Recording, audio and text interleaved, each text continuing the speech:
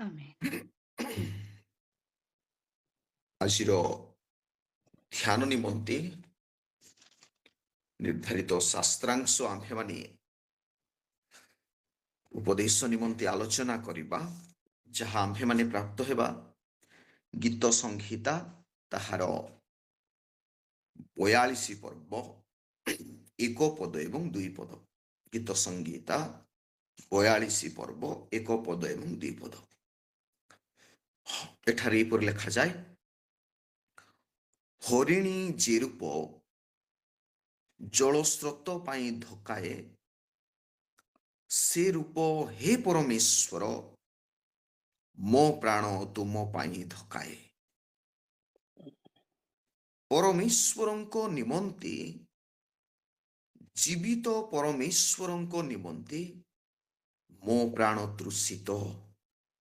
ମୁଁ କେବେ ଆସି ପରମେଶ୍ୱରଙ୍କ ଛାମୁରେ ଉପସ୍ଥିତ ହେବି। ଏହା ଈଶ୍ୱରଙ୍କର ପବିତ୍ର ଜୀବନ୍ତ ବାକ୍ୟ। ଏହି ପବିତ୍ର ବାକ୍ୟ ଦ୍ୱାରା ପ୍ରଭୁ ଆମ ପ୍ରତ୍ୟେକଙ୍କୁ ପ୍ରଚୁର ପରିମାଣରେ ତାଙ୍କରି ସ୍ୱର୍ଗୀୟ ଆଶୀର୍ବାଦ ଏବଂ ଅନୁଗ୍ରହ ଦାନ କରନ୍ତୁ। ଖ୍ରୀଷ୍ଟରେ ଉପସ୍ଥିତ ଈଶ୍ୱରଙ୍କର ପବିତ୍ର ଦାସ ଏବଂ ଦାସୀଗଣ, ସର୍ବପ୍ରଥମେ ସର୍ବଶକ୍ତିମାନ ମହାନ ପରମେଶ୍ୱରଙ୍କର ପବିତ୍ର ନାମର ଧନ୍ୟବାଦ ଓ ପ୍ରଶଂସା ଗୌରବ ଯୁଗେ ଯୁଗେ ହେଉ। ଯେହେତୁ ପ୍ରଭୁ ଆମ ପ୍ରତ୍ୟେକଙ୍କୁ ଗତ ବର୍ଷର ସମସ୍ତ ପ୍ରକାର ବିପଦ ଆପଦ ଶତ୍ରୁ ଶୈତାନ ଠାରୁ ଉଦ୍ଧାର କଲେ, ପ୍ରତ୍ୟେକ ଆବଶ୍ୟକ ଦେଇ ପ୍ରତିପାଳନ କଲେ। ଜୀବନରେ ଅନେକ ଦୁଃଖ ଆସିଲା, କଷ୍ଟ ଆସିଲା, ନୈରାଶ୍ୟ ହତାଶ ଜୀବନ ଆସିଲା, ଭୟଗ୍ରସ୍ତ ଜୀବନ ଆସିଲା, କିନ୍ତୁ ପ୍ରଭୁ ଏହି ପବିତ୍ର ମଣ୍ଡଳୀକୁ ତାଙ୍କରି ସ୍ୱର୍ଗୀୟ ଶାନ୍ତି ଦେଲେ, ତାଙ୍କରି ସ୍ୱର୍ଗୀୟ ବାକ୍ୟରୁ ସାନ୍ତ୍ୱନା ଦେଲେ, ଉତ୍ସାହ ଦେଲେ, ଉଦ୍ଦୀପନା ଦେଲେ ଏବଂ ଆଜି ପର୍ଯ୍ୟନ୍ତ ଆମ ପ୍ରତ୍ୟେକଙ୍କୁ ଆମର ଖ୍ରୀଷ୍ଟୀୟ ଜୀବନକୁ ସେ ଆଗକୁ କଢ଼ାଇ ନେଉଅଛନ୍ତି। ତତ୍ସଙ୍ଗେ ସଙ୍ଗେ ମଧ୍ୟ ଏହି ନୂତନ ବର୍ଷରେ ମୁଁ ପ୍ରତ୍ୟେକଙ୍କୁ ଏହି ମର୍ଣ୍ଣିଂ ପ୍ରେୟାରର ପ୍ରତ୍ୟେକ ବ୍ୟକ୍ତି ବିଶେଷଙ୍କୁ ନୂତନ ବର୍ଷର ଶୁଭେଚ୍ଛା ଏବଂ ଶୁଭକାମନା ମୋ ତରଫରୁ, ମୋ ମଣ୍ଡଳୀ ତରଫରୁ, ମୋ ପରିବାର ତରଫରୁ ସମସ୍ତଙ୍କୁ ଜଣାଏ।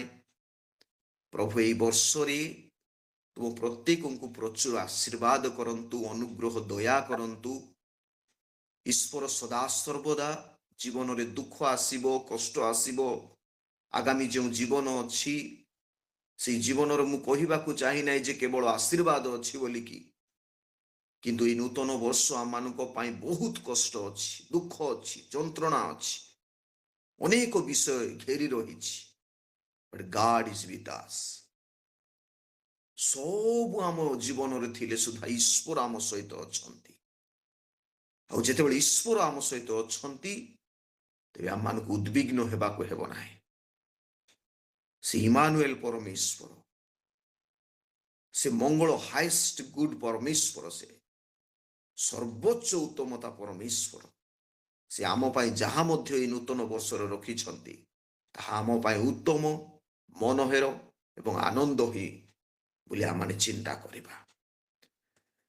ପ୍ରିୟ ମଣ୍ଡଳୀ, ଆଜିର ଶାସ୍ତ୍ରାଂଶ ମଧ୍ୟକୁ ଯିବା ଆମମାନେ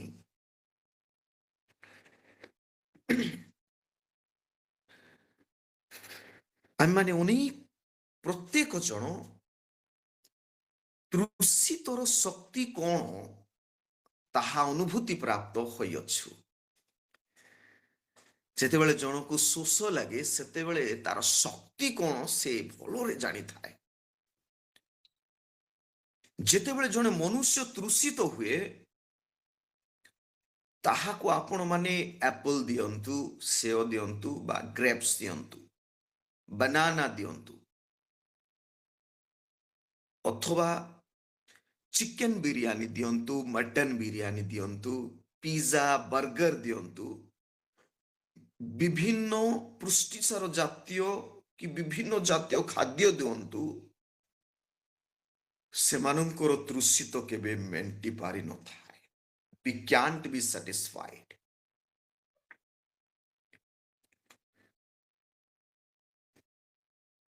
ଜଣେ ବ୍ୟକ୍ତି ତୃଷିତ ହେବା ପଛରେ ଗୋଟିଏ କାରଣ ହୋଇପାରେ, ତାହା ହେଉଛି ବଡିର ଡିହାଇଡ୍ରେସନ। ମେଡିକାଲ ସାଇନ୍ସ ଅନୁଯାୟୀ ଶରୀର ମଧ୍ୟରେ ଯଦି ଜଳୀୟ ଅଂଶର ଅଭାବ ହୁଏ, ଜଳୀୟ ଅଂଶର ଅଭାବ ଦ୍ୱାରା ଶରୀରରେ ଅନେକ ରୋଗ ଆକ୍ରାନ୍ତ କରିଥାଏ। ଯେମିତିକି ଆମର କଲର ମଧ୍ୟ ଡାର୍କ ହେବା ଚାନ୍ସେସ୍ ଅଛି, ମୁହଁରେ ବ୍ଲାକ୍ ସ୍ପଟ୍ସ ଯାକ ଆସିବାର ଚାନ୍ସେସ୍ ଅଛି। ଜଳୀୟ ଅଂଶ ଅଭାବ ଦ୍ୱାରା ଆମର ବଡି ଟିକେ ଟାଇଟନେସ୍ ହୋଇଥାଏ, ଥକାନ ମେହସୁସ କରିଥାଉ ଆମେ। ଡେଜିନେସ୍, ଆମର ପ୍ରକୃତରେ ବି ଜୀର୍ଣ୍ଣ ମଧ୍ୟ ପ୍ରୋବ୍ଲେମ ହୋଇଥାଏ, ସମସ୍ୟା ଦେଖାଯାଇଥାଏ ଜୀର୍ଣ୍ଣ ହେବାର, ଡାଇଜେସନ ହେବାର। ଏବଂ ବଡି କ୍ୟାଣ୍ଟ ଫଙ୍କସନ ନର୍ମାଲି, ମାନେ ନର୍ମାଲି ଏଇଟା ମାନେ ଆମର ବଡି ଫଙ୍କସନ ହୁଏ ନାହିଁ ଯେତେବେଳେ ଜଳୀୟ ଅଂଶ ଅଭାବ ହୁଏ। ବିଭିନ୍ନ ରୋଗ ଆମ ଜୀବନରେ ଆଟାକ୍ କରିଥାଏ ଯେତେବେଳେ କି ଆମେ ଡିହାଇଡ୍ରେସନ ହୋଇଥାଉ। ପ୍ରିୟ ମଣ୍ଡଳୀ, ଆଜିର ଶାସ୍ତ୍ରାଂଶରେ ମଧ୍ୟ ଗୀତ ସଂହିତା ତାହାର 42 ପର୍ବ 1 ପଦ ଏବଂ 2 ପଦ ମଧ୍ୟରେ ଏ ଗୀତ ବିଶେଷତଃ ଅନେକ ସ୍କଲାର୍ସ ମାନେ କହନ୍ତି ନିର୍ବାସନ ସମୟର ଗୀତ ବୋଲି କହନ୍ତି। ଯେତେବେଳେ କି ଇସ୍ରାଏଲ ମାନଙ୍କୁ ଆକ୍ରମଣ କରି ବନ୍ଦୀ କରି ନେଇଗଲେ, ସେ ଏକ୍ସାଇଲ ପିରିୟଡର ଗୀତ ମାନେ ରଚନା ଗୀତ ବୋଲି କରି ଅନେକ ଲୋକ, ଅନେକ ସ୍କଲାର୍ସ ମାନେ ମଧ୍ୟ କହନ୍ତି। ଯେତେବେଳେ ଇସ୍ରାଏଲ ମାନଙ୍କୁ ବନ୍ଦୀ କରି ନେଇଗଲେ, ସେତେବେଳେ ଇସ୍ରାଏଲ ମାନଙ୍କର ପାଖରେ ଯୋଉଠି ବନ୍ଦୀ କରି ଥିଲେ ସେଠି ସବୁ ବି ସେମାନଙ୍କର ଫ୍ୟାସିଲିଟିସ୍ ଯାକ ଥିଲା, ସବୁ ଫ୍ୟାସିଲିଟିସ୍ ଯାକ ଥିଲା। ସେମାନେ ଗୋଟେ କୃଷି କର୍ମ କରିକି ବଞ୍ଚୁଥିଲେ, ଅନେକ ଲୋକ ଟ୍ରେଡର୍ସ ମାନେ ବେପାର ବାଣିଜ୍ୟ କରି ବଞ୍ଚୁଥିଲେ, ଅନେକ ଲୋକ କ୍ରାଫ୍ଟସମ୍ୟାନ କାରିଗର ଥିଲେ, ଅନେକ ତ ଗଭର୍ଣ୍ଣମେଣ୍ଟ ଆଡମିନିଷ୍ଟ୍ରେସନରେ ମଧ୍ୟ କାର୍ଯ୍ୟ କରୁଥିଲେ। ସେହି ସମୟର ରାଜା ମାନଙ୍କର ନିକଟରେ ମଧ୍ୟ ସେମାନେ କାର୍ଯ୍ୟ କରି ବଞ୍ଚୁଥିଲେ। ଏବଂ ଅନେକ they were allowed to own property, ମାନେ ନିଜର ଧନ ସମ୍ପତ୍ତିକୁ ଅର୍ଜନ କରି ନିଜର ପ୍ରପର୍ଟିକୁ ଅର୍ଜନ କରିବାର ମଧ୍ୟ ସେମାନଙ୍କର ଦକ୍ଷତା ଥିଲା ସେ ନିର୍ବାସନ ଜାଗାରେ। ଆଉ ମଧ୍ୟ ସେମାନେ ବିଭିନ୍ନ ଜାତିର ଲୋକଙ୍କୁ ସେମାନେ ବିବାହ ମଧ୍ୟ କଲେ। ସେ ସମୟରେ ସେମାନଙ୍କର ଇକୋନୋମିକାଲ ଷ୍ଟାବିଲିଟି ଥିଲା, ମାନେ ଇକୋନୋମିକାଲ ଷ୍ଟାବିଲିଟି ମାନେ ଅର୍ଥନୈତିକର ସ୍ୱଚ୍ଛଳତା ଥିଲା। ଅଭାବ ସେମାନଙ୍କର ଜୀବନରେ ସେତେ ପରିମାଣରେ ନଥିଲା, ସେତେ ବି ସେମାନେ ୱେଲ୍ ସେଟେଲ୍ଡ ହେଇଥିଲେ ସେ ନିର୍ବାସନର ମାନେ ସ୍ଥାନରେ। କିନ୍ତୁ ପ୍ରିୟ ମଣ୍ଡଳ, ଗୋଟିଏ ବିଷୟର ସେମାନଙ୍କର ଅଭାବ ଦେଖାଯାଇଥିଲା ଯେ ଈଶ୍ୱର ଯାହା ଆଦେଶ ଦେଇଥିଲେ ସେ ଆଦେଶ ସେଠାରେ ପୂର୍ଣ୍ଣ କରିପାରୁନଥିଲେ ସେମାନେ। ମୁଁ କହିବାକୁ ଚାହେଁ ଯେ ବଳି ଉତ୍ସର୍ଗ ସେଇଠି ବନ୍ଦ ହେଇଗଲା। ମାନେ ପ୍ରାର୍ଥନା, ଉପବାସ, ବ୍ୟବସ୍ଥା, ଅଧ୍ୟୟନ ଏସବୁ ଯାକ ମାନେ ଡିଗ୍ରେଡେସନ ହେଇଗଲା, ହ୍ରାସ ପ୍ରାପ୍ତ ହେଲା। ଏବଂ ସେମାନେ ଉପାସନା ସମୟରେ ବିଭିନ୍ନ ସ୍ଥଳୀ ଯାକ ସେମାନେ ମାନେ ନିର୍ମାଣ କଲେ, ସ୍ଥଳୀ ଜାଗା ଜାଗା, ଏଇ ପାଖରେ ଜାଗା ସେଇ ପାଖରେ ଜାଗା। ସେମାନେ ସାବାତ ଡେରେ ସମାଜ ଗୃହରେ ସେମାନେ ପ୍ରାର୍ଥନା କଲେ।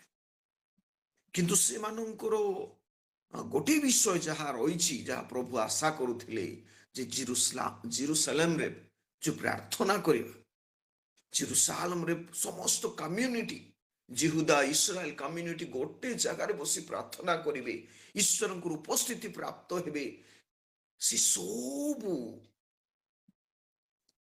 ସେମାନଙ୍କ ଜୀବନରେ ଦେଖାଗଲା ନାହିଁ। ଦ ସ୍ପିରିଚୁଆଲ ଡିଗ୍ରେଡେସନ ହେଇଗଲା। ଆତ୍ମିକ ଜୀବନରେ ସବୁ ହ୍ରାସ ପାଇଲା। ଆଉ ସେଥିପାଇଁ ଗୀତ ରଚକ ଏଠାରେ ଗୋଟେ ଜାଗତିକ ତୃଷା ବିଷୟରେ ସେ କହୁନାହାନ୍ତି। ଏ ଜଗତର ଯୋଉ ତୃଷା ଅଛି ସେଇ ବିଷୟରେ ସେ କହୁନାହାନ୍ତି। ଏଇ ଯୋଉ ତୃଷା ଯେମିତି ଲେଖାଯାଏ ଯେ ହରିଣୀ ଯେ ରୂପ ଜଳସ୍ରୋତ ପାଇଁ ଧକାଏ, ସେ ରୂପ ହେ ପରମେଶ୍ୱର ମୋ ପ୍ରାଣ ତୁମ ପାଇଁ ଧକାଏ। ମାନେ ମୁଁ କହିବାକୁ ଚାହେଁ ଏ ଡିପର କାଇଣ୍ଡ ଅଫ ଥର୍ଷ୍ଟି, ଏଟା ଗୋଟେ ଗଭୀର ତୃଷା ବିଷୟରେ ସେ କହୁଛନ୍ତି। କୌଣସି ୱାର୍ଡଲି ଥର୍ଷ୍ଟି ନୁହେଁ, ମାତ୍ର ଗୋଟେ ସ୍ପିରିଚୁଆଲ ଥର୍ଷ୍ଟି, ଥର୍ଷ୍ଟି ଫର ଗଡ। କେମିତି ଥର୍ଷ୍ଟି ଗୋଟେ, ଆଉ ସେ ଥର୍ଷ୍ଟି ସ୍ପିରିଚୁଆଲ ଥର୍ଷ୍ଟି ବା ଆତ୍ମିକ ତୃଷା ଗୋଟେ କ୍ୟାଜୁଆଲ ଥର୍ଷ୍ଟି ବା ଡିଜାୟାର ନାହିଁ। ଗୋଟେ କ୍ୟାଜୁଆଲ, ଗୋଟେ ସାଧାରଣ ତୃଷିତ ନୁହେଁ। ଏ ତୃଷା ନାହିଁ, ଏଟା ସାଧାରଣ ତୃଷା ନାହିଁ।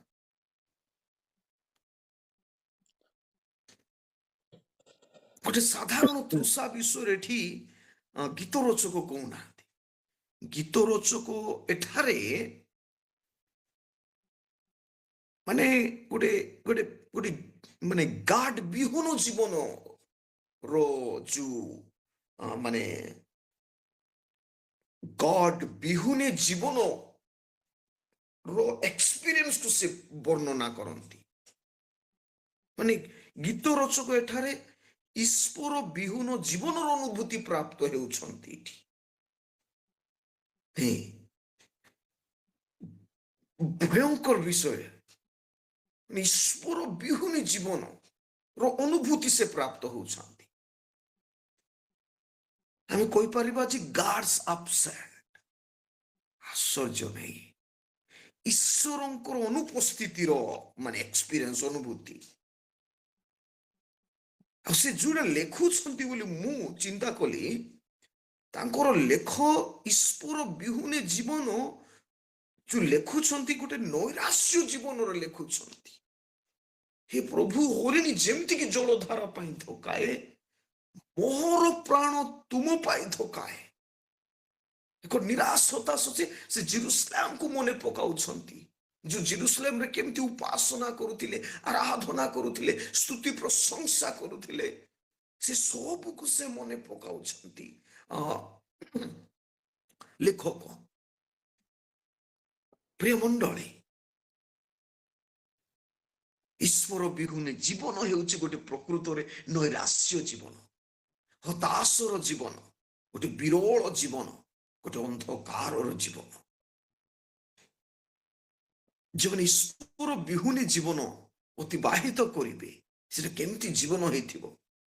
ତେଣୁ ଆଜିର ଶାସ୍ତ୍ରାଂଶକୁ ମୁଁ ଗୋଟେ ଥିମ୍ ନେଇଛି, ଏ ସୋଲ୍ ଦ୍ୟାଟ୍ ଥର୍ଷ୍ଟି ଫର ଗଡ୍। ଆତ୍ମା ଈଶ୍ୱରଙ୍କ ନିମନ୍ତେ ତୃଷିତ। କେମିତି ବିଷୟ, ଆତ୍ମା କୌଣସି ଜାଗତିକ କୌଣସି ବିଷୟ ପାଇଁ ତୃଷିତ ନୁହେଁ, ଈଶ୍ୱରଙ୍କ ନିମନ୍ତେ ତୃଷିତ। ଈଶ୍ୱରଙ୍କ ନିମନ୍ତେ ତୃଷିତ ହେବା ଆମ ଖ୍ରୀଷ୍ଟିଆନ ଜୀବନର ଗୋଟେ ଭୟଙ୍କର ଶକ୍ତି ମଧ୍ୟ ଏଇଟା ହୋଇପାରେ। ମାନେ ପ୍ରଭୁଙ୍କୁ ଖୋଜିବା, ପ୍ରଭୁଙ୍କୁ ଅନ୍ୱେଷଣ କରିବା କେତେ ବଡ ବିଷୟ ହେଇପାରେ। ପ୍ରିୟ ମଣ୍ଡଳୀ, ଏ ବିଷୟରେ ବିଲିଗ୍ରାମ ଗୋଟେ ବିଷୟ କହନ୍ତି, life without God is like a unsharpened pencil, it has no point. ଈଶ୍ୱର ବିହୁନ ଜୀବନ ପେନସିଲକୁ ମୁନିଆ ଆମେ ଯେତେବେଳେ କରୁଛୁ, ମୁନିଆ ନଥିବା ପରି ମାନେ ଜୀବନ ସେଟା। ଇଟ୍ ହାଜ ନୋ ପଏଣ୍ଟ, ଆମେ ପଏଣ୍ଟ କରିପାରିବା ନାହିଁ। ପେନସିଲକୁ ଧରଲେ ତାକୁ ମୁନିଆ କଲେ ଯାଇକରି ପଏଣ୍ଟ କରିପାରିବା। ଆରେ ମାନେ ମୁନିଆ ଯଦି ଆମେ କରିବା ନାହିଁ, ଆନ୍ସର ଯଦି ହେଇଯାଇଥିବ, ମୁନିଆ କରିପାରିବା, ତାକୁ ଲେଖିପାରିବାନି, କିଛି ନାହିଁ। ଆମର ଲାଇଫ ମଧ୍ୟ ୱିଦାଉଟ୍ ଗଡରେ ଆମର ଲାଇଫ ମଧ୍ୟ ସେମିତି। ଆମେ କିଛି କରିବା ନାହିଁ, କ୍ୟାନ୍ ମାନେ କିଛି ତ କରିପାରିବା ନାହିଁ। we can do anything, ଆମେ କିଛି କରିପାରିବା ନାହିଁ ଈଶ୍ୱରଙ୍କ ବିହୁନେ। ଜଣେ ବ୍ୟକ୍ତି ମଧ୍ୟ କହନ୍ତି live a life of worship for the honor and glory of the most high. Without God, life is meaningless. It is God who gives meaning to life. ସେ କହିବା ନିମନ୍ତେ ଚାହାନ୍ତି ଈଶ୍ୱରଙ୍କର ଗୌରବ ଓ ଆଦର ନିମନ୍ତେ ଗୋଟିଏ ଉପାସନାର ଜୀବନ ଯାପନ ଆମେ କରିବା ଦରକାର। ଈଶ୍ୱରଙ୍କର ଗୌରବ ଈଶ୍ୱରଙ୍କର ଆଦର ନିମନ୍ତେ ଆମେ ଗୋଟିଏ ଉପାସନାର ଜୀବନ ଯାପନ କରିବା ଦରକାର। ଈଶ୍ୱରଙ୍କ ବିହୁନେ ଆମମାନଙ୍କର ଜୀବନ ହେଉଛି ମିନିଂଲେସ୍, ଅର୍ଥବିହୀନ, ଅର୍ଥହୀନ।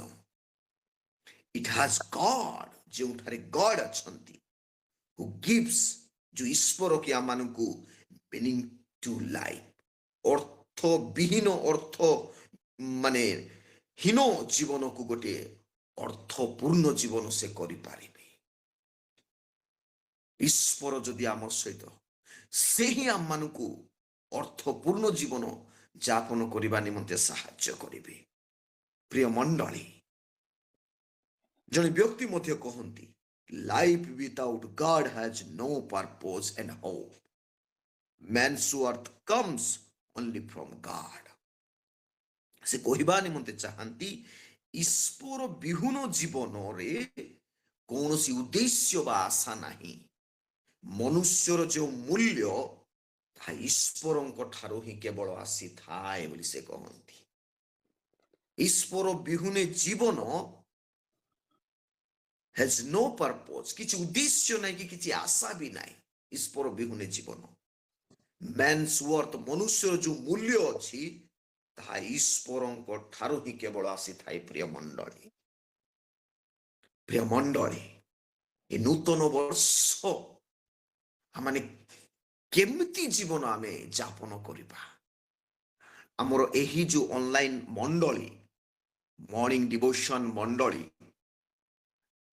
ଏହି ଯେଉଁ ବର୍ଷ ଈଶ୍ୱର ଆମମାନଙ୍କୁ ଦେଇଛନ୍ତି, ଗୋଟେ ଲାଇଫ ପର୍ପୋଜ, ଉଦ୍ଦେଶ୍ୟ ପୂର୍ଣ୍ଣ ଜୀବନ ଆମେ ଅତିବାହିତ କରିବା ନା ଉଦ୍ଦେଶ୍ୟ ବିହୀନ ଜୀବନ ଆମେ ଅତିବାହିତ କରିବା? ଈଶ୍ୱର ବିହୁନି ଜୀବନ ଅତିବାହିତ କରିବା ନା ଈଶ୍ୱରଙ୍କର ସହିତ ରହିକି ଆମେ ଜୀବନ ଯାପନ କରିବା? ଆମେ ତାହା ହେଉଛି ଭେରି ଇମ୍ପୋର୍ଟାଣ୍ଟ ଆମ ଲାଇଫରେ। ତା ଲାଇଫ୍ ଭ୍ୟାଲ୍ୟୁଜକୁ ଆମେ ବୁଝିବାର ଅଛି। ଆମେ ଆମର ଜୀବନର ମୂଲ୍ୟ କ'ଣ? ପ୍ରଭୁ ଆମର ଜୀବନର କୁ ଉଦ୍ଦେଶ୍ୟରେ ଏ ଜଗତ ମଧ୍ୟରେ ଆମମାନଙ୍କୁ ପ୍ରେରଣ କରିଛନ୍ତି, ତାକୁ ଯଦି ଆମେ ବୁଝିବା ନାହିଁ, ଜାଣିବା ନାହିଁ, we are like animal, ଗୋଟେ ପଶୁ ପରି ହେଇପାରିବା ଆମେ। ଈଶ୍ୱର ପ୍ରଭୁ ଯୀଶୁ ଖ୍ରୀଷ୍ଟ ଯିଶାୟ ତାର 61 ପର୍ବରେ ପ୍ରଭୁ ଯୀଶୁ ଖ୍ରୀଷ୍ଟ ମଧ୍ୟ ଏ ଜଗତରେ ଯେତେବେଳେ ଆସିବେ, ସେଠି ଲେଖାଯାଏ ଈଶ୍ୱରଙ୍କର ଆତ୍ମା ମୋ ଠାରେ ଅଧିଷ୍ଠାନ କରନ୍ତି। ଈଶ୍ୱରଙ୍କର ଆତ୍ମା ମୋ ଠାରେ ଅଧିଷ୍ଠାନ କରନ୍ତି, ସେଠି ଲେଖାଯାଏ, କାରଣ ନମ୍ର ଲୋକମାନଙ୍କ ନିକଟରେ ସୁସମାଚାର ପ୍ରଚାର କରିବା ପାଇଁ ସଦାପ୍ରଭୁ ମଧ୍ୟ ଅଭିଷିକ୍ତ କରିଅଛନ୍ତି। ସେ ଭଗ୍ନାନ୍ତକରଣ ଲୋକମାନଙ୍କର କ୍ଷତ ବାନ୍ଧିବାକୁ, ବନ୍ଦୀ ଲୋକମାନଙ୍କ ପ୍ରତି ମୁକ୍ତ ଓ କାରାବଦ୍ଧ ଲୋକମାନଙ୍କ ପ୍ରତି କାରାଗାର ମୁକ୍ତ ହେବାର କଥା ପ୍ରଚାର କରିବାକୁ, ସଦାପ୍ରଭୁଙ୍କର ଗ୍ରାହ୍ୟ ବର୍ଷ ଆମମାନଙ୍କ ପରମେଶ୍ୱରଙ୍କର ପ୍ରତିଶୋଧ ଦିନ ଘୋଷଣା କରିବାକୁ, ଶୋକାର୍ତ୍ତ ଲୋକମାନଙ୍କୁ ସାନ୍ତ୍ୱନା କରିବାକୁ, ସିଓନର ଶୋକାର୍ତ୍ତ ଲୋକମାନଙ୍କ ପାଇଁ ନିରୂପଣ କରିବାକୁ, ଅର୍ଥାତ୍ ଭଗ୍ନର ପରିବର୍ତ୍ତେ ଭୂଷଣ, ଦୁଃଖର ପରିବର୍ତ୍ତେ ସୁଖରୂପ ତୈଳ, ଅବସନ୍ନ ଆତ୍ମାର ପରିବର୍ତ୍ତେ ପ୍ରଶଂସା ରୂପ ବସ୍ତ୍ର ପ୍ରଦାନ କରିବାକୁ ସେ ମୋତେ ପ୍ରେରଣ କରିଅଛନ୍ତି। ପ୍ରିୟ ମଣ୍ଡଳୀ, ଈଶ୍ୱର ଯୀଶୁଙ୍କୁ କାହିଁକି ପ୍ରେରଣ କରିଥିଲେ ତାହାର ମ୍ୟାନିଫେଷ୍ଟୋ ଏଠି ଲେଖାଯାଏ। ଦୁଃଖୀ, ଦରିଦ୍ର, ଅନ୍ନହାର ପ୍ରତ୍ୟେକଙ୍କ ପାଇଁ, ଭଗ୍ନ ଆତ୍ମାକୁ, ଭଗ୍ନାନ୍ତକରଣ ଲୋକମାନଙ୍କର କ୍ଷତି, ବିଭିନ୍ନ ଲୋକମାନଙ୍କୁ, ଇଟ୍ ଇଜ ଏ ଲାଇଫ ପର୍ପୋଜ। ଆମେ ଯେତେବେଳେ ଜଗତରେ ଆସୁଛୁ, ଈଶ୍ୱର ଆମମାନଙ୍କୁ ଗୋଟେ ଉଦ୍ଦେଶ୍ୟ ନେଇ ପଠାଉଛନ୍ତି। ଈଶ୍ୱର ଆମମାନଙ୍କୁ ଏହି ନୂତନ ବର୍ଷରେ ମଧ୍ୟ ଏକ ଉଦ୍ଦେଶ୍ୟପୂର୍ଣ୍ଣ ଜୀବନ ଯାପନ କରିବା ପାଇଁ ଜଗତ ମାନେ ଏ ନୂତନ ବର୍ଷ ସେ ଦାନ କରିଛନ୍ତି। ମୁଁ ସେଥିପାଇଁ ତ ଆପଣମାନଙ୍କୁ କହିବାକୁ ଚାହେଁ, ଆମେ କେମିତି ଜୀବନ ଅତିବାହିତ କରିବା? ଈଶ୍ୱର ବିହୁନେ ଜୀବନ ନା ଈଶ୍ୱରଙ୍କର ସହିତ ରହିକି ଆମମାନେ ଆଜି ସେ ଯୋଉ ଲେଖକ ମଧ୍ୟ ସେ କହନ୍ତି, ସେ କେତେ ସୁନ୍ଦର କଥା କହନ୍ତି ଯେ ହରିଣୀ ଯେପରି ଜଳ ଧାରା ପାଇଁ କଣ କରେ, ଧକାଏ, ସେହିପରି ପ୍ରଭୁ ମୋ ପ୍ରାଣ ତୁମ ପାଇଁ ଧକାଉଛି। ୱେର୍ ଇଜ୍ ଗଡ୍? ପ୍ରଭୁ ତୁମେ କେଉଁଠାରେ ଅଛ? କେଉଁଠାରେ ଅଛ ପ୍ରଭୁ? ଆଜି ସେଟା ଆମେ ମାନେ ବୁଝିବାକୁ ପଡିବ ପ୍ରିୟ ମଣ୍ଡଳୀ। ଆଜି ତାହା ଆମେ ବୁଝିବାକୁ ପଡିବ। ସେଥିପାଇଁ ପ୍ରଥମ ବିଷୟ କହିବାକୁ ଚାହେଁ, ଦ ସିକ୍ରେଟ ଲଙ୍ଗିଂ। ସିକ୍ରେଟ ଲଙ୍ଗିଂ ମାନେ ଗୋଟେ ପବିତ୍ର ଲାଳସା ଆମର ଜୀବନରେ ଥିବାର ଅଛି। ଈଶ୍ୱରଙ୍କ ନିମନ୍ତେ ପବିତ୍ର ଲାଳସା ଆମେ ଥିବାର ଅଛି। ସେଥିପାଇଁ ଏଠି ଲେଖାଯାଏ, ହିବ୍ରୁ ପଦ ଶବ୍ଦ ଗୋଟେ ବ୍ୟବହାର କରାଯାଇଛି ତା ପାଇଁ, ରାଗା ଦ ପ୍ୟାଣ୍ଟସ୍ ବୋଲି, ଲଙ୍ଗିଂ ତାର ଅର୍ଥ ହେଉଛି, ତାକୁ ସେ ଇଣ୍ଟରପ୍ରେଟ କରିଛନ୍ତି ପ୍ୟାଣ୍ଟସ୍ ବା ଲଙ୍ଗିଂକୁ, ସେ ଲାଳସାକୁ ଲାଇଫ ଡିପେଣ୍ଡେଣ୍ଟ କ୍ରେଭିଂ ବା ଜୀବନର ଆଶ୍ରୟ ନିମନ୍ତେ ଗୋଟେ ତୃଷା। ଆମର ଜୀବନର ଆଶ୍ରୟ ସେ ଅଟନ୍ତି। ସଦାପ୍ରଭୁ ମୋହର ଆଶ୍ରୟ, ସଦାପ୍ରଭୁ ମୋହର ଦୃଢ ଦୁର୍ଗ। ସଦାପ୍ରଭୁ ବିହୁନେ ଆମର ଆଶ୍ରୟ କେହି ନାହିଁ। ଗୀତ ସଂହିତା ତାର 91 ପର୍ବ 1 ପଦରେ ମଧ୍ୟ ଲେଖାଯାଏ। ସେଠି ଲେଖାଯାଏ ଯେ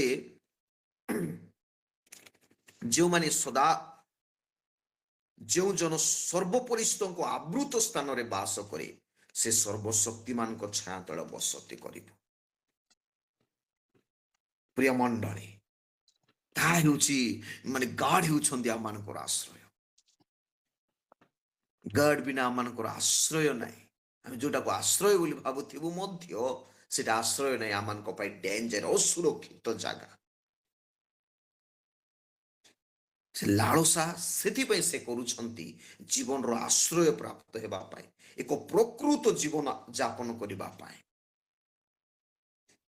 এই ଯୋଉ ଲାଳସା ପ୍ରିୟ ମଣ୍ଡଳୀ, ଗୋଟେ କ୍ୟାଜୁଆଲର ଲାଳସା ନୁହେଁ, ଗୋଟେ ସାଧାରଣ ଲାଳସା ନୁହେଁ। ସେ ଏମିତି ଲାଳସା ହେଉଛନ୍ତି ଯେ ଇଟ୍ ଇଜ ଏ ଡେସ୍ପରେସନ, ନିରାଶର ସହିତ ସେଟାକୁ ଉଦ୍ଗାର କରୁଛନ୍ତି। ସେ ନିରାଶର ସହିତ ଲେଖୁଛନ୍ତି, ମୋ ପ୍ରାଣ ତୁମ ପାଇଁ ଧକାଏ ପ୍ରଭୁ ବୋଲି ସେ କହନ୍ତି। ପ୍ରିୟ ମଣ୍ଡଳୀ, ମୁଁ ପୁଣି ଥରେ ଆପଣମାନଙ୍କୁ ରିପିଟ୍ କରିବାକୁ ଚାହେଁ ତାହା ଯେ ଏଠାରେ ଗୀତ ରଚକ ଈଶ୍ୱରଙ୍କର ଆବସେନ୍ସକୁ ସେ ଫିଲ୍ କରୁଛନ୍ତି। ଆଜି ସେଇଟା ଆମେ ଜାଣିବାକୁ ପଡିବ। ଆମେ ଈଶ୍ୱରଙ୍କର ଆବସେନ୍ସକୁ ଫିଲ୍ କରୁଛୁ ନା ଈଶ୍ୱରଙ୍କର ପ୍ରେଜେନ୍ସକୁ ଫିଲ୍ କରୁଛୁ? ମୁଁ ସେଥିପାଇଁ କହିଛି, when God is absent, that means it is a spiritual death. ଈଶ୍ୱର ଯେତେବେଳେ ନାହାନ୍ତି, ଈଶ୍ୱର ବିହୁନେ ଜୀବନ ଯଦି ଅଛି, ଆପଣମାନେ ଭାବନ୍ତୁ ନାହିଁ ବଢିଆ ଜୀବନ କାଟୁଛି, ବଢିଆ ଜୀବନ ମୁଁ ଅତିବାହିତ କରିଛି ବୋଲି ଭାବନ୍ତୁ ନାହିଁ। ଇଟ୍ ଦ ସ୍ପିରିଚୁଆଲ ଡାଏ। ଆତ୍ମିକ ଜୀବନରେ ଆପଣମାନଙ୍କର ମୃତ୍ୟୁ ହୋଇଛି, ଆମମାନଙ୍କର ମୃତ୍ୟୁ ହୋଇଛି। ସେ ବଢିଆ ଜୀବନ, ସେ କେତେ ସେ ତାଙ୍କର ରାଇଟିଂସରେ ମଧ୍ୟ ବହୁତ ସୁନ୍ଦର କଥା କହନ୍ତି ଗୀତ ରଚକ, ଯେ ହରିଣୀ ଯେମିତି ଜଳ ଧାରା ପାଇଁ ଧକାଏ, ହେ ପରମେଶ୍ୱର ମୋ ପ୍ରାଣ ତୁମ ପାଇଁ ଧକାଏ। ଆଉ ଥରେ ମୁଁ ସେଟାକୁ ପଢି, ତାର ଅର୍ଥ କଣ? ଏଠି ମାନେ ସେ ଲେଖକ ଗୋଟେ ୱାର୍ଡଲି ବ୍ଲେସିଂ ପାଇଁ ସେ ଲାଳସା ନାହିଁ। ଏଠି ଆମେ ଜାଗତିକ ଜୀବନର ଲାଳସା ଆଡେ ଆମେ ଥିବୁ ନାଇଁ, ସତ କି ନାହିଁ? ଏ ଜାଗତିକ ବ୍ଲେସିଂ ପାଇଁ ଲାଳସା, ମାତ୍ର ସେ ଜାଗତିକ ଆଶୀର୍ବାଦ ପାଇଁ ସେ ଲାଳସା ନାହିଁ। ଗୋଟେ ପ୍ରେୟରର ଆନ୍ସର ପାଇଁ ବି ଲାଳସା ନାହିଁ। ମୁଁ ପ୍ରାର୍ଥନା କରି ମୋ ପ୍ରାର୍ଥନାର ଉତ୍ତର ଦିଅ ପ୍ରଭୁ, ଲାଳସା ନାହିଁ। ଗୋଟେ ରିଲିଫ ପାଇଁ ମଧ୍ୟ, ସୁବିଧା ସୁଯୋଗ ପାଇଁ ମଧ୍ୟ ସେ ଲାଳସା ନାହିଁ। ପ୍ରିୟ ମଣ୍ଡଳୀ, ନଟ୍ ଗଡ୍ସ ଗିଫ୍ଟ, ପ୍ରଭୁଙ୍କର ଦାନ ପାଇଁ ମଧ୍ୟ ସେ ଲାଳସା ନାହିଁ। ନଟ୍ ରିଲିଜନ, ନଟ୍ ସକ୍ସେସ ପାଇଁ ବି ସେ ଲାଳସା ନାହିଁ। ନଟ୍ ଏ ମିରାକଲ୍ସ ୱାର୍କ, ଗୋଟେ ଆଶ୍ଚର୍ଯ୍ୟ କର୍ମ ଦେଖିବାକୁ ମଧ୍ୟ ତାର ଲାଳସା ନାହିଁ।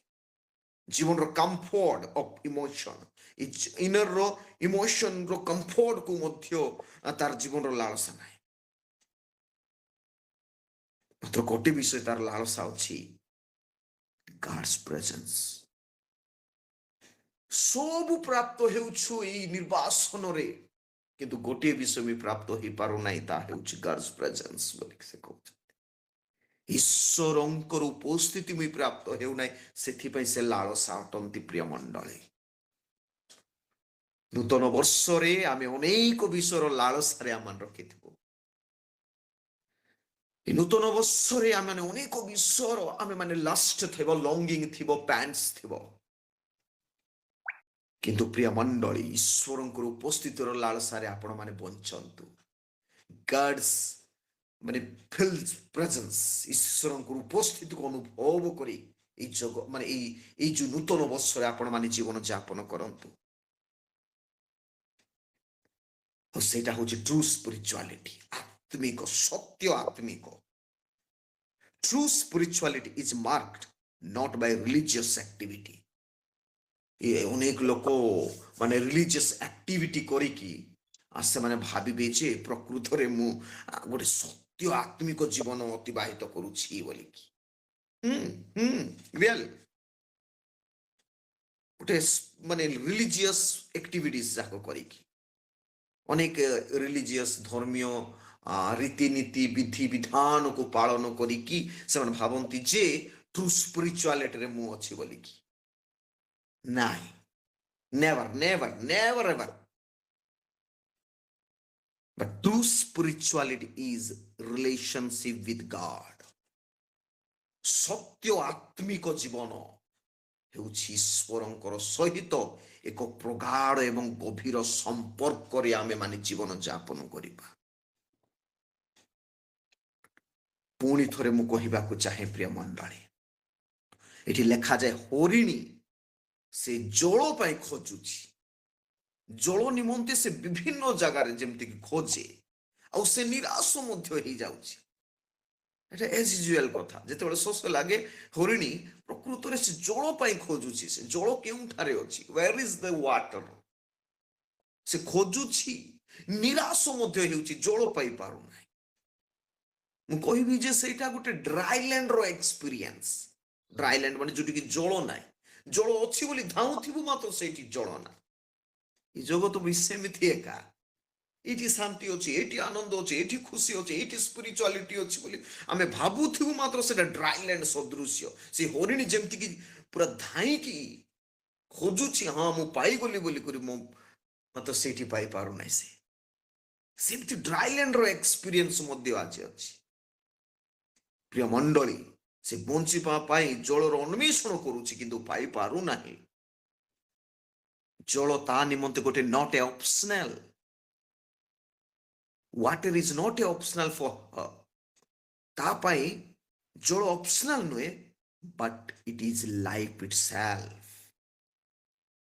ସେ ଜଳରେ ତାର ଜୀବନ ଅଛି। ସେ ଜଳ ନ ପିଇଲେ ସେ ଡିହାଇଡ୍ରେଟ ହେଇକି ମୃତ୍ୟୁବରଣ କରିବ। It is life itself. ପ୍ରକୃତରେ ତାଙ୍କର ସେ ଜଳରେ ତାଙ୍କର ଜୀବନ ଅଛି। ପ୍ରିୟ ମଣ୍ଡଳୀ, ସରି, ଏଠାରେ ଗୀତ ରଚକ ମଧ୍ୟ ସେ ନିଜକୁ ହରିଣୀ ସଦୃଶ୍ୟ ସମତୁଲ୍ୟ କରିବା ନିମନ୍ତେ ସେ ଚାହାନ୍ତି। ସେ ଚାହାନ୍ତି ଆଉ କହନ୍ତି, ହରିଣୀ ଯେମିତି ଜଳ ଧାରା ପାଇଁ ଧକାଏ, ମୋ ପ୍ରାଣ ମଧ୍ୟ ତୁମ ପାଇଁ ଧକାଏ। ମୁଁ କହିବାକୁ ଚାହେଁ, ସେଇ ବ୍ୟକ୍ତି ଗୀତ ରଚକ ମଧ୍ୟ ଏଠି କହନ୍ତି ଯେ God, you are not my optional. ତମର ବିହୁନେ ମୋର ଜୀବନ ଜୀବନ ନୁହେଁ, but you are my life. ତୁମେ ହିଁ ମୋର ଜୀବନ। ଅତି ସୁନ୍ଦର, ତୁମେ ହିଁ ମୋର ଜୀବନ। ତୁମକୁ ଯଦି ମୁଁ ପାଇପାରୁନାହିଁ, ଖୋଜି ପାରୁନାହିଁ, ଅନ୍ୱେଷଣ କରିପାରୁନାହିଁ, my life has spoiled.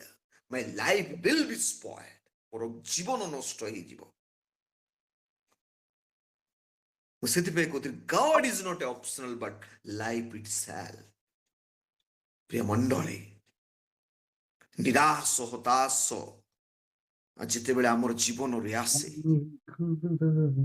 ସେ ସମୟରେ he is the life, strength and hope in our life. ଆମର ଜୀବନରେ ସେ ହିଁ ଜୀବନ ଅଟନ୍ତି, ସେ ହିଁ ବଳ ଅଟନ୍ତି, ସେ ହିଁ ଆମମାନଙ୍କର ଆଶା ଏବଂ ଭରସା ଅଟନ୍ତି।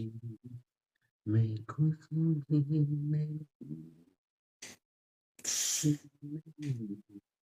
ମଧ୍ୟ କୁହାଯାଏ ଏଠାରେ खुश ଏକ ପଦର ତଳ नहीं ଅଂଶରେ ମଧ୍ୟ ହେ ମୋହର ପ୍ରାଣ, ହେ ମୋହର ହେ ପରମେଶ୍ୱର, ମୋ ପ୍ରାଣ ତୁମ ପାଇଁ ଧକାଏ।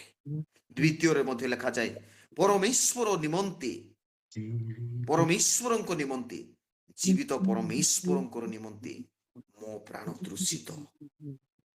ଆଇ ଏମ୍ ଥର୍ଷ୍ଟି ଫର୍, ଗୋଟେ ମାନେ ଭୟଙ୍କର କଥା ଗୋଟେ ସେ କହୁଛନ୍ତି।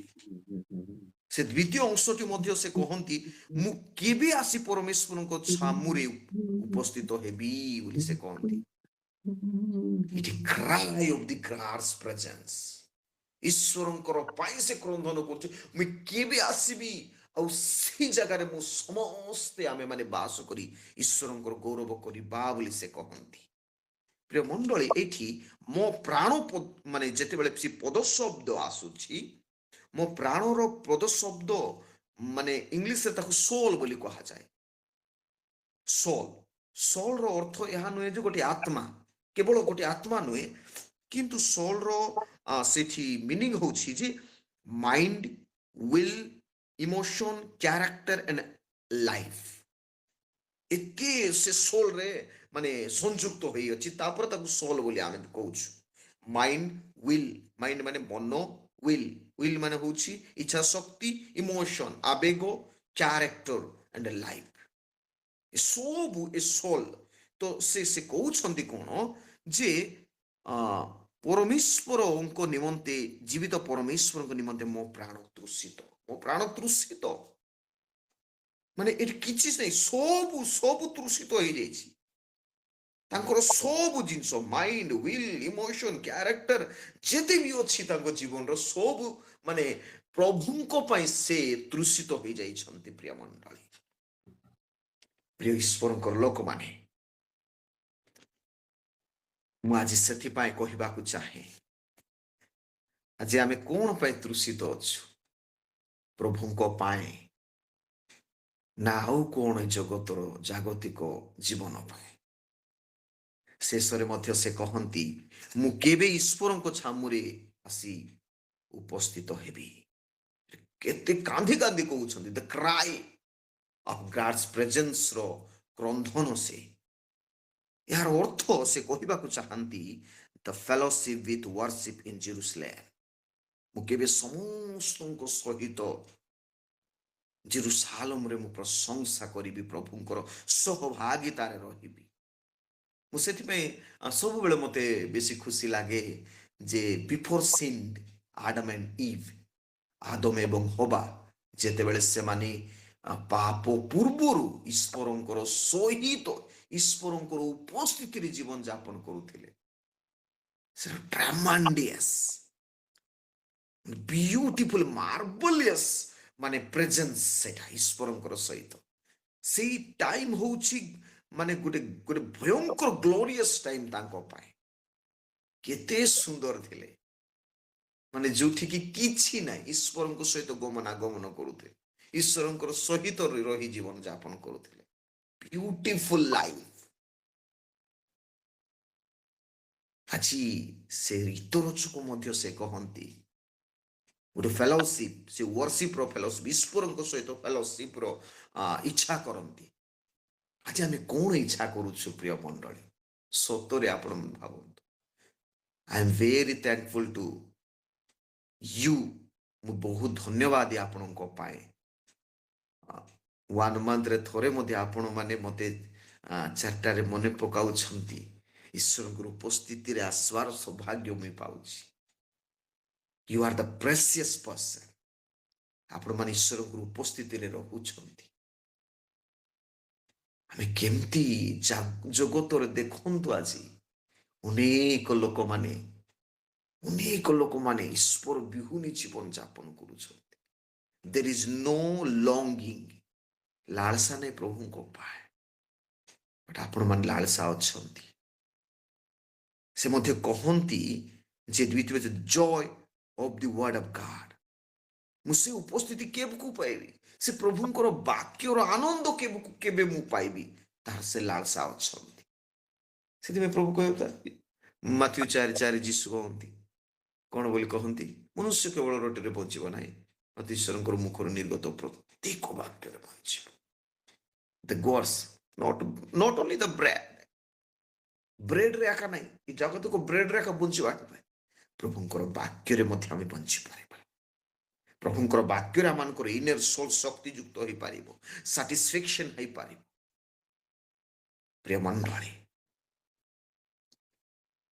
ସେ କହୁଛନ୍ତି ମୁଁ କେବେ ଈଶ୍ୱରଙ୍କ ଛାମୁରେ ଉପସ୍ଥିତ ହେବିର ଅର୍ଥ ନିୟରର ଅଫ ଦି ଲର୍ଡ, ଈଶ୍ୱରଙ୍କର ନିକଟତର ହେବି, ଈଶ୍ୱରଙ୍କର ନିକଟତର ହେବି। ସେଇଟା ହଉଛି ବେଶୀ ବଡ଼ ବିଷୟ। ଆଜି ଅନେକ ସମୟରେ ଆମମାନେ ମଧ୍ୟ ଯଦି ଚିନ୍ତା କରିବା ଦି ଆବସେନ୍ସ ଅଫ ଗଡ୍, ଈଶ୍ୱରଙ୍କର ଆବସେନ୍ସ, ଯେତେବେଳେ ଆମମାନେ ନିଜକୁ ଆମେ ଭାବିବା ଈଶ୍ୱରଙ୍କର ଆବସେନ୍ସ ଅଛି ବୋଲିକି, ସେତେବେଳେ ଲୁଥର ବଢିଆ ଷ୍ଟେଟମେଣ୍ଟ କହୁଛନ୍ତି when you are thinking this is the absent of God but it is the real presence of God ବୋଲି ସେ କହନ୍ତି। ପ୍ରଭୁ ମୋର ପାଖରେ ନାହାନ୍ତି ବୋଲି ଯେତେବେଳେ ଆମେ ଭାବୁ, ପୁଣି ସେତେବେଳେ ପ୍ରଭୁ ଆଉ ବି ଆମର ପାଖରେ ନିକଟତର, ନିୟର ଟୁ ଗଡ୍, ଆମେ ଈଶ୍ୱରଙ୍କର ଘନିଷ୍ଠ ହେଇପାରିବା। ପୁଣି ପ୍ରିୟ ମଣ୍ଡଳୀ, ପ୍ରିୟ ମଣ୍ଡଳୀ, ଯୀଶୁ ଖ୍ରୀଷ୍ଟ ମଧ୍ୟ ସେ କ୍ରୁଶରେ କ୍ରୁଶାର୍ପିତ ହବା ସମୟରେ କହିଲେ, ହେ ମୋହର ଈଶ୍ୱର, ହେ ମୋହର ଈଶ୍ୱର, ତୁମେ ମତେ କାହିଁକି ପରିତ୍ୟାଗ କଲ ବୋଲିକି। ବିଭିନ୍ନ ଇଣ୍ଟରପ୍ରିଟେସନ ରୁ ଗୋଟେ ଇଣ୍ଟରପ୍ରିଟେସନ ହଉଛି ଯେ ସେ ଇଣ୍ଟରପ୍ରିଟେସନ କଣ କହନ୍ତି, ଯୀଶୁ କହୁଛନ୍ତି, ପ୍ରଶ୍ନ ପଚାରୁଛନ୍ତି, ଆପଣ ସେଠି ଦେଖିବେ କ୍ୱେଶ୍ଚନ ମାର୍କ ଅଛି, ହେ ମୋହର ଈଶ୍ୱର, ହେ ମୋହର ଈଶ୍ୱର, ତୁମେ କଣ ମତେ ପରିତ୍ୟାଗ କଲ କି, ତାର ମିନିଂ। ତେବେ ଗଡ୍ ସେ କହୁଛନ୍ତି ଯେ I never ever forget you or forsaken you, ମୁଁ କଦାପି ତତେ ପରିତ୍ୟାଗ କରିବି ନାହିଁ, ମୁଁ ତୋରଠୁ ଦୂରବର୍ତ୍ତୀ ନୁହେଁ, ଆବସେନ୍ସ ନୁହେଁ। ଗାଡ୍ସର ଈଶ୍ୱରଙ୍କର ଆବସେନ୍ସକୁ ତମେ ଫିଲ୍ କରୁଛ, ମାତ୍ର ସେ ଈଶ୍ୱରଙ୍କର ଆବସେନ୍ସରେ ଈଶ୍ୱରଙ୍କର ପ୍ରେଜେନ୍ସ ଅଛି ସେଇଠି ଯୀଶୁଖ୍ରୀଷ୍ଟଙ୍କ ଠାରେ। ଯୀଶୁଖ୍ରୀଷ୍ଟଙ୍କୁ ସେଟା ପିତା ଗୋଟେ କେବେ ପୁତ୍ରକୁ ପରିତ୍ୟାଗ କରିବ କି? ନେଭର, କେବେ ନାହିଁ। ଯୀଶୁ ସେଇଠି ସେଇଟା ଏକ ପରିପ୍ରକାଶ କରୁଥିଲେ, ହେ ପ୍ରଭୁ ତୁମେ ମତେ ପରିତ୍ୟାଗ କଲ କି? ଗାଡ୍ ସେ ଉତ୍ତର ଦିଅନ୍ତି, I never ever forget you, ମୁଁ ତତେ କଦାପି ପରିତ୍ୟାଗ କରିବି ନାହିଁ। ପ୍ରିୟ ମଣ୍ଡଳୀ, ଆଜି ମୁଁ ଆପଣ ମାନଙ୍କୁ ପ୍ରତ୍ୟେକଙ୍କୁ କହିବାକୁ ଚାହେଁ, feel the God's presence in the new year. ପ୍ରଭୁଙ୍କର ଉପସ୍ଥିତିରେ ଆପଣ ମାନେ ଯାଆନ୍ତୁ, ସେ ଇସ୍ରାଏଲ ମାନଙ୍କ ପରି ମେଘସ୍ତମ୍ଭ, ଅଗ୍ନିସ୍ତମ୍ଭ, ତାର ମିନିଂ କିଛି ନାହିଁ।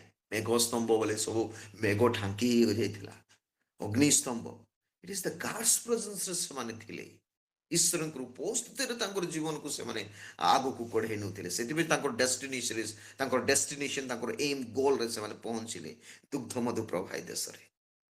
ଆମେ ବି ଏଇ ଯୋଉ ସମୟରେ ଈଶ୍ୱରଙ୍କର ଉପସ୍ଥିତିରେ ଆମେ ରହିବା ପ୍ରିୟ ମଣ୍ଡଳୀ, ତେବେ ଆମର ଡେଷ୍ଟିନେସନକୁ ଆମେ ପହଞ୍ଚି ପାରିବା। ସେ ଯିଶାୟ 55 ପର୍ବ 1 ପଦରେ, ହେ ତୃଷିତ ଲୋକ ଜଳସୁ, ତୁମେ ମୋ ନିକଟକୁ ଆସ, ମୁଁ ତୁମମାନଙ୍କୁ ବିନା ମୂଲ୍ୟରେ ସେଇ ଜଳ ଦାନ କରେ। ଗାଡ୍ ପ୍ରେଜେନ୍ସ ଦେବେ, ଗଡ୍ସ ୱାର୍ଡସ ଦେବେ, ଗଡ୍ସ ଜୟ ଦେବେ, ଈଶ୍ୱରଙ୍କର ଆନନ୍ଦ ସେ ଈଶ୍ୱର ଦେବେ ଆମମାନଙ୍କୁ। ତାଙ୍କର ପାଖରେ ଯଦି ଆମେ ଯିବା, ଏ ବର୍ଷ ତାଙ୍କର ସହିତ ଯଦି ଆମେ ଲାଗି ରହିବା, ଈଶ୍ୱର ତାଙ୍କର ସବୁ ବିଷୟ ଆମମାନଙ୍କ ଜୀବନରେ ସେ ଦାନ କରିବେ। ସେଥିପାଇଁ ମଧ୍ୟ ସମରିଟାନ ଉମେନକୁ, ସମରୀଣୀୟ ସ୍ତ୍ରୀକୁ ମଧ୍ୟ ଯୀଶୁ କହନ୍ତି, ଯଦି କେହି ତୃଷିତ, ତୁମେ ମାନେ ଜଳ ନିକଟକୁ ଆସ ବୋଲିକରି କହନ୍ତି। ଆଜି ଆପଣ ମାନେ ଗାଡ୍ ପାଇଁ ସେ ଲଷ୍ଟ ଅଛି କି, ସେ ଲଙ୍ଗିଂ ଅଛି କି, ସେ ପ୍ୟାନ୍ସ ଅଛି କି? ଯଦି ଅଛି, ଆମେ ପ୍ରଭୁଙ୍କ ନିକଟକୁ ଯିବା, ତାଙ୍କର ଉପସ୍ଥିତି ପ୍ରାପ୍ତ ହେବା। ଦେଖିବେ ଏଇ ବର୍ଷ ଆମ ପାଇଁ ଜୀବନରେ ଦୁଃଖ ଆସୁ, କଷ୍ଟ ଆସୁ, ମୃତ୍ୟୁ ଆସୁ, କୋଷଣ ଆସୁ, କ୍ଲେଶ ଆସୁ, ଜଗତର ଉଚ୍ଚସ୍ଥ ବିଷୟକୁ ନିଚସ୍ଥ ବିଷୟ, ସବୁ ବିଷୟ ଆସୁ, ଈଶ୍ୱରଙ୍କର ପ୍ରେମରୁ, ଈଶ୍ୱରଙ୍କର ପ୍ରେଜେନ୍ସରୁ ଆମମାନଙ୍କୁ କିଏ ମଧ୍ୟ କଣ କରିପାରିବ ନାହିଁ, ଅଲଗା କରିପାରିବ ନାହିଁ। ପ୍ରଭୁ ପ୍ରତ୍ୟେକଙ୍କୁ ଆଶୀର୍ବାଦ କରନ୍ତୁ, ଅନୁଗ୍ରହ ଦୟା କରନ୍ତୁ। ଆମେ ସଦାସର୍ବଦା ପ୍ରଭୁଙ୍କ ନିକଟତର ରହି, ପ୍ରଭୁଙ୍କର ଉପସ୍ଥିତିରେ ରହି, ପ୍ରଭୁଙ୍କର ବାକ୍ୟରେ ଆନନ୍ଦରେ ଆମେ ମଜି ଏହି ନୂତନ ବର୍ଷକୁ ଯାପନ କରିବା। ପ୍ରଭୁ ବାକ୍ୟ ଦ୍ୱାରା ଆମ ସମସ୍ତଙ୍କୁ ପ୍ରଚୁର ଆଶୀର୍ବାଦ କରନ୍ତୁ। ଆମେନ୍।